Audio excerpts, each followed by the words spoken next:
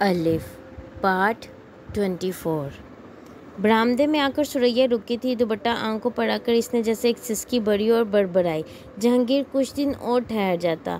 आंसू बेकाबू होकर इसकी आंखों से छलके, मगर इसने दुपट्टे से आंखें रगड़ते हुए मिठाई का टोकरा खोलना शुरू कर दिया। जहांगीर के लिए बहुत रो चुकी थी, वह मोमिना के लिए हंसना चाहती थी। प्यास छीलती मोमिना की आंखों से आंसू बह रहे थे और जिंदगी में पहली बार इसे प्यास की कदर कीमत मालूम हुई थी। वो इसकी आंखों के सूखे चश्मों को नम कर गए थे। क्या ज़रूरत है ख्वामख्वाह में प्यास छीलने बैठ गई। बस बंद कर ये हांडी चूल्हा, मैं खुद कर लूँगी आज से सब कुछ। सुरैया ने आकर इसे सब्जी काटने की छुरी और बर्तन लिया था। फैसल और इसकी वालदा को घर से निकले कुछ देर ही हुई थी। वो खाना बनाने के लिए बावर्ची खाना नुमा इस छोटी सी जगह में आ गई थी, जो इन्होंने बरामदे के कोने में ही चूल्हा रखकर बनाई हुई थी। अम्मा अभी से माइयों बिठाएंगी क्या? अभी तो हाँ कर गए हैं वो लोग। इसने माँ का मजाक उड़ाया था। हाँ हाँ, अभी से माइयों बिठाऊंगी। जाकर आंखें साफ कर, कैसे सुर्ख हो रही हैं। सुरैया से इसकी आंखों का पानी जैसे बर्दाश्त नहीं हो रहा था। मोमिना चौकी पर बैठे बैठे दुपट्टे से आंखें रगड़ने लगी थी। जो कुछ अभी कुछ देर पहले हुआ था वो अब भी इसे किसी ख्वाब की मानंद ही लग रहा था। मिठाई का आध खुला टोकरा जो आधा तकरीबन खाली था, और इसके करीब पड़ी वो मिठाई की प्लेट जिसमें से फैसल की अम्मी ने इसको मिठाई खिलाई थी। वो सब कुछ बरामदे में ही बावर्ची खाने के चूल्हे के पास पड़े थे। कोल्ड ड्रिंक्स भी इसी ट्रे में रखी हुई थी और गिलासों में पड़े हुए बर्फ़ अब पानी में तब्दील हो चुकी थी। और इन सब चीज़ों के बीचों बीच मोमिना सुल्तान इस चौकी पर अपने घुटनों के गिर्द बाजू लपेटे हुए यूं बैठी हुई थी जैसे वो अभी इन सब चीज़ों के साथ पत्थर से गोश्त पोस्ट के जीते जागते वजूद में तब्दील हुई हो। वो सन्नाटा जो जहांगीर ने इस घर पर तारीख किया था, वो फैसल ने जैसे तोड़ दिया था। मौतें सिर्फ प्यार में ही होते हैं। मोमिना को अक्सर की बात याद आई और वो बात से भी ज़्यादा अहमियत हासिल कर गई थी। अक्सर को तो बता दे फ़ोन पर। सुरैया को भी अक्सर इसी लम्हे याद आई थी जैसे कोई टेलीपैथी हुई थी। फ़ोन बंद था इसका अम्मा, शूट पर है वो, मोमिना ने जवाबन कहा। तभी सुल्तान ने खाली ट्रे पकड़ बैरूनी दरवाजे से अंदर दाखिल हुआ था। ये पकड़ पूरे मोहल्ले में बांट आया मिठाई। मुबारकें दे रहे थे सब। मोमिना ने सुल्तान के खिले हुए चेहरे को देखा था। सुल्तान ने खैर मुबारक, सुरैया ने हंसते हुए जवाबन कहा। वो झूमर के लिए रसगुल्ले और गुलाब जामुन अलग से निकाल देना। लड्डू लेने से साफ इनकार कर दिया इसने। शाम को आएगी वो अपना हिस्सा लेने। सुल्तान ने इसी तरह हंसते हंसते बताया। हाँ हाँ, ले ले सारे रसगुल्ले। इससे रसगुल्ले अच्छे हैं क्या? सुरैया हंसी थी। इतनी लंबी गाड़ी थी इन लोगों की, मोहल्ले वालों को तो पहले ही कुरेद लग गई थी। पहले तो समझ रहे थे कोई प्रोड्यूसर आया है। सुल्तान कुर्सी खींचकर बरामदे में बैठते हुए बोला। माशाल्लाह, अल्लाह ने कैसा नसीब खोला है मेरी मोमिना का। शहजादा ब्याह ले जाएगा ये लंबी गाड़ी में, बड़े से घर में रहेगी, नज़र ना लगे। सुरैया ने इसकी बिलाएं ली। मोमिना मुस्कुरा दी। इसके ख्वाबों की रेलगाड़ी इतनी लंबी नहीं थी जितनी सुरैया और सुल्तान की थी। इसने इन्हें टोका नहीं था। इस घर में इतने अरसे बाद ऐसी खुशी आई थी। बेगम साहिबा बनकर आया करेगी अब तो अपनी गाड़ी में हमसे मिलने। सुल्तान ने भी बड़े फ़ख्रिया अंदाज में उसे देखते हुए कहा। अब्बा, मैं बस से ही आ जाया करूँगी। मोमिना ने यकदम कहा। ना ना, गाड़ी में ही आना, बहुत खाली है बसों और वैगनों के धक्के। अब अल्लाह ना दे कभी कोई इस तरह का मेहनत तलब काम। अब अल्लाह दे रहा है तो नकदरी क्यों करेंगे हम इसकी? गाड़ी में ही आया करना। सुरैया ने फ़ौरन उसे टोका था। और पैदल आएगी? कोई पर्स छीन कर भाग गया तो? और देख, जेवर वगैरह पहनकर बिल्कुल मत आना यहाँ। सुल्तान को एक और खदशा हुआ। मोमिना बेख्तियार हंसी। क्या ख्याली पुलाव चल रहे हैं अब्बा? मैं मोमिना सुल्तान हूँ। सारी उम्र गुजारी है मैंने यहाँ इस मोहल्ले में। कौन छीनेगा मेरा पर्स? मोमिना सुल्तान से नहीं छीनते थे। मोमिना फैसल से छीन लेंगे, बता रहा हूँ तुझे। अपनी बरादरी का पता है मुझे, सुल्तान ने उसी संजीदगी से कहा। और तभी मोमिना का फ़ोन बजने लगा। फैसल का फ़ोन आ रहा है। वो फ़ोन लेकर उठी। हाँ हाँ, जा सुन ले, सुरैया ने फ़ौरन कहा। मोमिना फ़ोन लिए अंदर कमरे में चली गई। कैसे चेहरा खिल गया है पल भर में। सुरैया मुस्कुराई। माशाल्लाह बोल, सुल्तान ने टोका। दिल में बोला है मैंने, सुरैया ने बेसख्ता कहा। दिन फिरने लगे हैं हमारे सुरैया, देख। सुल्तान ने ऊपर छत को देखते हुए आह बड़ी थी। इसके इंतज़ार में ही उम्र गुजारी थी हमने। अच्छा वक्त आ गया है। सुल्तान बड़बड़ाया, मगर इसके लबों पर नहीं था। वो सुरैया के कानों तक पहुँच गया था जो कुछ वो अपने दिल में छुपा रहा था। इसने भी जहांगीर को याद किया था। तुमने कहा था ना मैं फिर आऊँगा आई रिपीट, तुमसे कहा था ना मैं फिर आऊँगा। फैसल ने इसकी आवाज़ सुनते ही कहा था। मोमिना हंस पड़ी। ये सब कैसे हुआ? इसके पास आज सवाल के लिए भी सही लफ्ज़ नहीं थे। बस देखो हो गया मेरी मोहब्बत की सदाकत, वो हंसते हुए कह रहा था। यकीन आया? कर रही हूँ। कल मिले लंच या डिनर? इसने फ़ौरन कहा था। लंच। चलो ठीक है, बस फिर कल ही मिलते हैं। तुमसे कुछ बहुत ज़रूरी बातें भी करनी है और तुम्हारे रिंग का साइज़ भी चाहिए मुझे। मम्मी आज भूल गई थी। फैसल ऐसा ही था, इसे बहुत कुछ इकट्ठा याद आ रहा था। चुड़ैल, कमीनी, बैठे बैठाए इतना बड़ा कारनामा और मुझसे राजदारियाँ। इसने फ़ोन अभी बंद ही किया था जब अक्सर इसी तरह शोर मचाती अंदर दाखिल हुई थी और आकर इससे लिपटी थी। तुम्हें कैसे पता चला? मोमिना हंसने लगी। अंकल का फ़ोन आया था, मुझे शूट छोड़कर आ गई हूँ। I am so happy for you, वो पुरजोश अंदाज में से झंझोड़ते हुए कह रही थी। ज़रा देखो अपना चेहरा कैसे चमक रहा है। वो इसे खींचते हुए कमरे में लगे आईने के सामने ले गई थी। देखो देखो, क्या ये तुम हो? वो इसे छेड़ते हुए कह रही थी। मोमिना ने इससे बाजू छुड़ाया और हंसते हुए आईने के सामने से हट गई। बस कर दो अब। वो अब ब्लश हो रही थी। शादी वगैरह का क्या सिलसिला है? अक्सर ने फ़ौरन पूछा। जल्द ही करना चाहते हैं वो, शायद 1 आध महीने में, इसने जवाबन बताया। फिर अभी तो तुम्हें अमेरिका जाकर अपनी फ़िल्म की शूटिंग मुकम्मल करवानी है। अक्सर को फ़ौरन याद आया। हाँ जाहिर है, फ़िल्म के तो बाद ही होगा। मैं वैसे भी मिल रही हूँ फैसल से, कल तो पता चल जाएगा कि कब शेड्यूल होगी, मोमिना ने बताया। मुलाकात भी शुरू।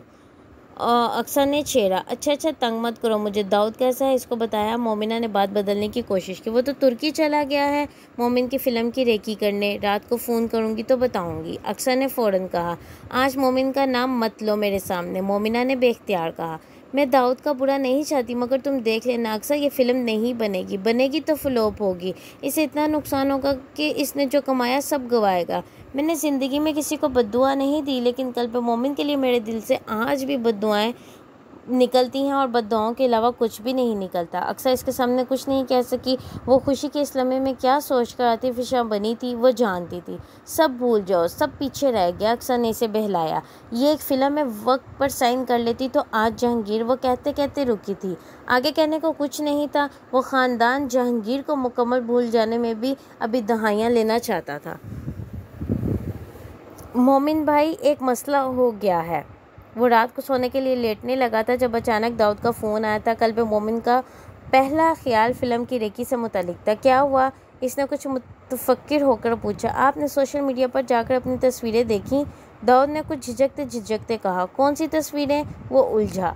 वो किसी ने आपकी कुछ पिक्चर्स लीक कर दी हैं सोशल मीडिया पर, कुछ पर्सनल किस्म की, तो वो वायरल हो गई हैं। मोमिन हक्का बक्का हो गया था। मैं देखता हूँ, बस यही मसला था। नहीं, वो अख्तर भाई ने लीगल नोटिस भेजा है ऑफिस के एड्रेस पर। दाऊद ने बिल आखिर वो मसला बताया जिसके लिए इसने फ़ोन किया था। लीगल नोटिस किस लिए? वो हैरान हुआ। 1 करोड़ मांग रहे हैं डैमेजेस में सनम की स्क्रिप्ट से अलहदा किए जाने पर। मोमिन के होंठ भींच गए। इसका दिमाग ख़राब हो गया है। 1 करोड़ इसने कभी ख्वाब में भी देखा है? वो बेसख्ता खफा हुआ था। मुझे लगता है इस सब के पीछे कोई है। मुझे ये डर है अख्तर भाई भी सोशल मीडिया पर ना चले जाएं। दाऊद ने नेहा का नाम लिए बगैर जैसे इसे खबरदार किया। मैं जानता हूँ कौन है इस सब के पीछे, और जो है इसको भी मैं देख लूँगा। मोमिन ने कहते हुए फ़ोन बंद किया और लैपटॉप पर इसने वो लिंक्स खोल लिए जो दाऊद ने इसे भेजे थे। तस्वीरों पर नज़र पड़ते ही जैसे इसके कानों से धुआं निकलने लगा। वो इसके साहिल पर कुछ मॉडल्स के साथ तस्वीरें थीं और वो तस्वीरें नेहा के अलावा कोई और इसके फ़ोन से नहीं निकाल सकता था। वो तस्वीरें फेसबुक और ट्विटर पर मुख्तलिफ़ किस्म और टीवीज़ के पेजेस ने शेयर कर रखी थी और इन तस्वीरों के नीचे लिखने वालों की आरा थी। थ्रेड कमेंट्स में कल्बे मोमिन और इन मॉडल्स को हर तरह की गालियां दी जा रही थी। कल्बे मोमिन ने चंद कमेंट्स पढ़ने के बाद मज़ीद कमेंट्स पढ़ने बंद कर दिए थे। वो अंदाज़ा कर सकता था कि इस वक्त अगर वो पाकिस्तान में होता तो इसने इन साथी मॉडल्स की तरफ से आने वाली कॉल्स ने भी इसकी ज़िंदगी उजेड़न कर दी होती, क्योंकि वो पर्सनल तस्वीरें थी और इनमें से हर एक यकीनन यही समझ रहा था कि वो तस्वीरें कल्बे मोमिन ने शेयर की थी। और अपनी इन गर्लफ्रेंड्स के सामने कल्बे मोमिन को अब जिस तरह की सफाइयाँ और वजाहतें देनी थी, कल्बे मोमिन को इनकी संगीनी और नज़ाकत का अंदाज़ा था। नेहा के अलावा यह काम कोई और नहीं कर सकता था, क्योंकि इसके फ़ोन तक सिर्फ नेहा की रसाई थी। इसने अगली कॉल नेहा को की थी, मगर नेहा ने कॉल रिसीव नहीं की थी। कल पे मोमिन झलता बुनता इसको बार बार कॉल्स करता रहा। इसकी कोई कॉल अटेंड नहीं हुई थी। इसके छोड़े हुए किसी मैसेज का जवाब नहीं आया था, इसके बावजूद कि वो देख लिए गए थे। तुम क्या रात को सोए नहीं? वो अगली सुबह दादा के कमरे में आया तो इन्होंने इसका चेहरा देखते ही कहा था, हाँ बस नींद नहीं आई मुझे, नई जगह पर नींद नहीं आती। मोमिन ने जैसे गोल मोल अंदाज में जवाब दिया था। इसका जहन मुसलसल उलझा हुआ था। ये नई नहीं, ये तो पुरानी जगह है। दादा ने जैसे इसे याद दिलाया। वो जवाब देने की बजाय इस एजल के सामने खड़ा हो गया जिस पर रखे के नूस पर वो कुछ पेंट कर रहे थे। इसे पहचानते हो? दादा ने एकदम दीवार पर लगी एक कैलीग्राफी की तरफ इशारा करते हुए इससे कहा। मोमिन ने गर्दन मोड़कर इस कैलीग्राफी को देखा। एक छोटे से किनूस पर सिर्फ अल्लाह का लफ्ज़ लिखा हुआ था, बहुत खूबसूरत रंगों लेकिन बेहद गैर हमवार लकीरों में। वो इसने अपनी खताती को पहचान लिया था, यानी वो कैनूस पर लगी खताती के सामने लगी पेंटिंग इसकी थी। इसकी पहली खताती जब वो दादा के पास गया था, इसे याद आया इस घर में गुजरा हुआ पहला दिन। मैंने लिख लिया, कल्बे मोमिन ने फ़ख्री अंदाज में अब्दुल अली से कहा था। बहुत खूबसूरत लिखा। उन्होंने इसे दाद दी थी। लेकिन बस अल्लाह का अलिफ थोड़ा टेढ़ा हो गया है ना दादा? कल्बे मोमिन ने अलिफ पर उंगली फेरते हुए जैसे कुछ तशवीश से अपने दादा से कहा था। जब बार बार अल्लाह का नाम लिखते रहोगे तो सब कुछ सीधा हो जाएगा, अलिफ भी। अब्दुल अली ने इसके हाथ से ब्रश लेकर इसके अलिफ पर फेरते हुए इसे जैसे सीधा करने की कोशिश की थी, मगर किया नहीं था। एक झमाके के साथ वो सीन जहन पर लहराया था और इसी तरह गायब हो गया था। कल्बे मोमिन ने उंगली अलिफ पर फेरते हुए दादा से कहा था, अलिफ आज भी टेढ़ा ही है मेरा। तुमने अल्लाह का नाम लिखना भी तो छोड़ दिया है अब।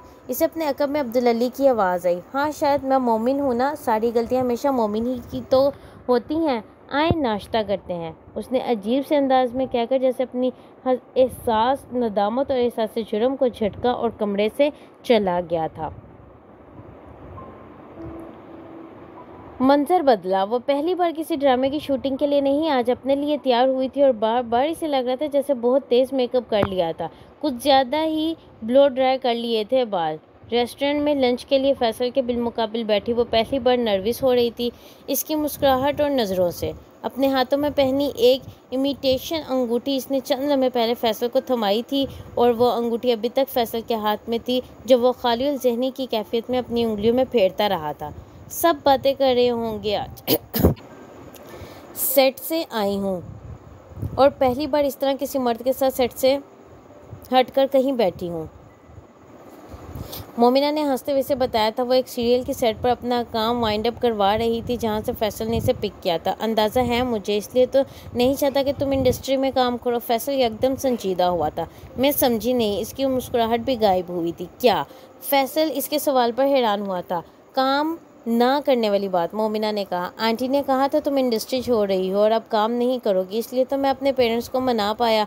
आंटी ने यह भी कहा था कि वो और अंकल भी इस फील्ड को छोड़ देंगे, फैसल ने संजीदगी से कहा था। मोमिना इसका चेहरा देखने लगी। उन्होंने कहा था कि वो अपना काम छोड़ देंगे। उसे यकीन नहीं आया। हाँ, क्या तुमसे बात नहीं हुई इनकी? नहीं, मोमिना ने जवाबन कहा। कोई बात नहीं, अब कर लेते हैं। आज मैं इसी मसले पर बात करना चाहता था, इसे तुमसे डिस्कस करना चाहता था ताकि क्लियरिटी हो जाए सब बातों पर, फैसल ने इत्मीनान से कहा था। आंटी ने मुझे बताया था कि वो अब गाना छोड़ना चाहती हैं और अंकल भी अब मेकअप आर्टिस्ट के तौर पर फिल्म्स में काम नहीं करेंगे। मोमिना के चेहरे पर एक रंग आकर गुजरा तो इसके माँ बाप ने अपना फ़न पहली बार बेच दिया था इसके मुस्तकबिल के लिए। उसे ये सोचकर ही तकलीफ़ हुई थी। और फिर वो क्या करेंगे, कहाँ से खाएंगे? इसने फैसल से पूछा था। मैं सपोर्ट करूँगा उन्हें। मुझे अंदाज़ा था कि वो काम छोड़ेंगे तो इन्हें मुश्किलात आएंगी। जहांगीर के इलाज की बात और थी, लेकिन घर का खर्च तो मैं चला सकता हूँ इन दोनों का। इसे फैसल की आला ज़र्फ़ी और नीयत पर शिबा नहीं था, लेकिन फिर भी वो शर्मसार हुई थी। फैसल, ये सब इतना आसान नहीं है, उसने उसे टोका। मैं बना दूंगा, वो जवाबन बोला। तुम्हें अंदाज़ा नहीं है पिछले कई सालों से जहांगीर की वजह से हम पर कितना कर्ज जमा हो गया है। कितना कर्ज है? फैसल ने इसकी बात काट दी थी। 8-10 लाख शायद, या इससे भी ज़्यादा। छोटी छोटी रकमें हैं, मगर बहुत लोगों को पैसे वापस करने हैं अभी हमने। मैं अदा करूँगा वो सारा कर्ज, 8 लाख 10 लाख जितना भी है। तुम बस ये काम छोड़ दो, फैसल ने दो टोक अंदाज में कहा था। तुम क्यों दोगे फैसल? आखिर तुम क्यों दो? वो जज्बाती हुई थी। मेरा भाई था वो, मैंने लोगों के सामने इसके लिए हाथ फैलाए थे। फिर अब दूसरों का एहसान और खैरात लेकर इसका कर्ज क्यों उतारूँ मैं? फैसल इसके जुमले पर जैसे हर्ट हुआ। मैं तुम्हें खैरात दूंगा क्या? मुझे खैरात ही लग रही है। नहीं है खैरात, ना ही एहसान है। मेरे हाथ देखो, क्या तुम्हें लगता है ये हाथ कमा नहीं सकते, कर्ज अदा करने की ताकत नहीं रखते? फिर मैं तुमसे क्यों लूँ? मोमिना ने उसे अपने हाथ दिखाए थे। इसने एक नज़र इसके हाथों पर डाली और बेसाख्ता कहा, लेकिन तुम हाथों से नहीं कमाती मोमिना। मोमिना को झटका लगा। फिर कैसे कमाती हूँ मैं? चेहरा और जिस्म दिखाकर, फैसल ने रवानी से कहा। और बात कहने के बाद इसे जैसे पछतावा हुआ। मोमिना का रंग फक हो गया था। फैसल ने यकदम अपनी आवाज़ को नरम किया। अभी तुम टीवी कर रही हो, फिर तुम फिल्म करोगी। मर्द कैसे देखते हैं स्क्रीन पर नजर आने वाली एक्ट्रेस को, तुम्हें मुझसे बेहतर पता होगा। मैं इतना लिबरल नहीं हूँ कि कबूतर बनकर आंखें बंद कर लूँ। मैं तुम्हारी और तुम्हारे माँ बाप की जिम्मेदारी उठा सकता हूँ, दिलो जान से उठाऊँगा। प्यार में एहसान नहीं होता, हक होता है। मोमिना कुछ तो बोलो, उसने बात करते करते मोमिना के हाथ पर हाथ रखकर जैसे से मतवज्जा किया था। क्या बोलूं, तुमने कुछ बोलने के काबिल ही नहीं छोड़ा मुझे, उसने हाथ खींचते हुए रन से कहा। मैं तुम्हें हर्ट नहीं करना चाहता, लेकिन ये सब कुछ सिर्फ मैंने नहीं, सारी दुनिया कहती है और कहती रहेगी। तुम्हें याद नहीं, तुम तो खुद एक्टिंग को हराम समझती थी, खुद कहती थी कि मजबूरी में कर रही हूँ। अब तो कोई मजबूरी नहीं है। तुम्हारे पाँव मेरे जूते में नहीं है, इसलिए तुम्हें मेरे हालात का अंदाज़ा और एहसास नहीं है। वो रंजीदगी से बोली थी। लेकिन मुझे एक मौका दो, मैं ये सारा कर्ज अदा कर दूंगा, तुम्हारे पास आ जाऊंगा। फिर इसके बाद मोमिना ने अपनी तरफ से भी इसे क्लैरिफिकेशन देने की कोशिश की थी। उसने कहा था कि वो इसे एक मौका दे और वो इसके बाद अपना सारा कर्ज उतारने के बाद इसके पास वापस आ जाएगी। फ़िल्म नहीं मोमिना, मैं तुम्हारा फ़िल्म में काम करना कबूल नहीं कर सकता, फैसल ने दो टोक अंदाज में कहा था। और टीवी में कई साल छोटे मोटे रोल करके भी मैं ये कर्ज अदा नहीं कर पाऊंगी। ये एक फ़िल्म मेरा सारा कर्ज उतार देगी। फैसल कुछ झुंझलाया। जब मैं तैयार हूँ तुम्हारे लिए सब कुछ करने के लिए, तो तुम क्यों नहीं मान रही मेरी बात? या मैं ये समझ लूँ कि तुम्हें भी शोहरत का चस्का लग गया है? मेरे पेरेंट्स पहले ही कहते हैं कि एक बार टीवी पर आ जाने वाले घर में बैठकर घरदारी नहीं करेंगी। वो इसका चेहरा देखकर रह गए। फेरी टेल्स का शहजादा इतनी जहरलूद बातें भी करता है, इसने सोचा था। और शोहरत का चस्का था जिसका ताना वो इसे दे रहा था, इसने सोचा था। इस शोहरत से मैंने कुछ नहीं कमाया, जहांगीर के इलाज के पैसों के अलावा। तुम मुझे जानते हो फिर भी ये कह रहे हो? मैं नहीं कहता यार, मेरे माँ बाप कहते हैं। इन्हें मना तो लिया है मैंने, लेकिन बड़ा मुश्किल काम है यार, इसलिए कह रहा हूँ तुम ही मेरी बात मान लो। मम्मी तुम्हारी फ़िल्म का सुनकर फिर बिगड़ी हुई हैं। प्लीज़ मोमिना। फैसल ने इसका हाथ अपने दोनों हाथों में ले लिया था। वो चुप बैठी रही थी। वो मुश्किल में थी और फैसल को लग रहा था वो इससे बड़ी मुश्किल में था। खाना आ गया, खाना खाते हैं बस। फैसल को एकदम ख्याल आया था और इसने मुस्तकबिल की और भी अच्छी अच्छी बातें करने के लिए इसे बाहर लाया था, लेकिन ऐसा मुमकिन नहीं हुआ था क्योंकि मोमिना खामोश हो गई थी। फैसल ने इस महंगे रेस्टोरेंट की सबसे महंगी डिशेस इसके लिए मंगवाई थी और कुछ देर पहले कहे गए तल्ख जुमलों की तलखी को मिटाने के लिए जैसे अब इसे खुद सर्व करने लगा था, साथ इससे हल्की फुल्की गपशप करने लगा था। वो इसका चेहरा देखते हुए इसकी बातें सुनती रही। मुझे तुम्हारी ये आदत हमेशा से पसंद है, फैसल ने यकदम कहा। क्या? वो चौंकी। तुम बहुत तवज्जो से बात सुनती हो, दूसरी लड़कियों की तरह अपनी बात नहीं कहती। वो इसे खुश करने की कोशिश कर रहा था या वाकई सराह रहा था? मोमिना को इस चीज़ का अंदाज़ा नहीं हुआ।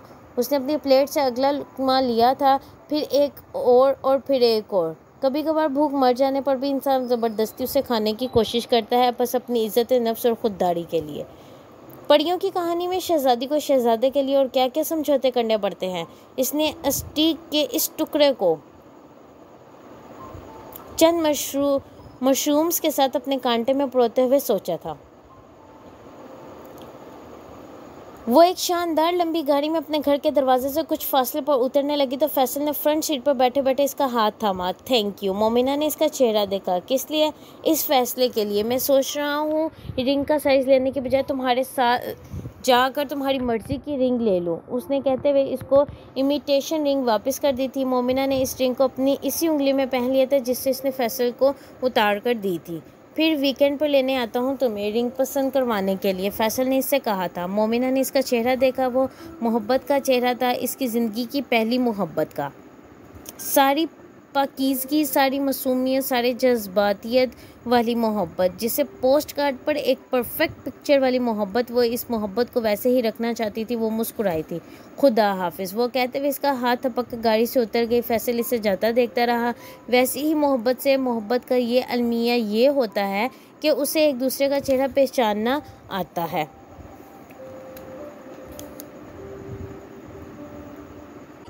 लेकिन पढ़ना नहीं आता। जारी है। नावल का अगले से सुनने के लिए चैनल को लाइक और सब्सक्राइब करना मत भूलें। शुक्रिया।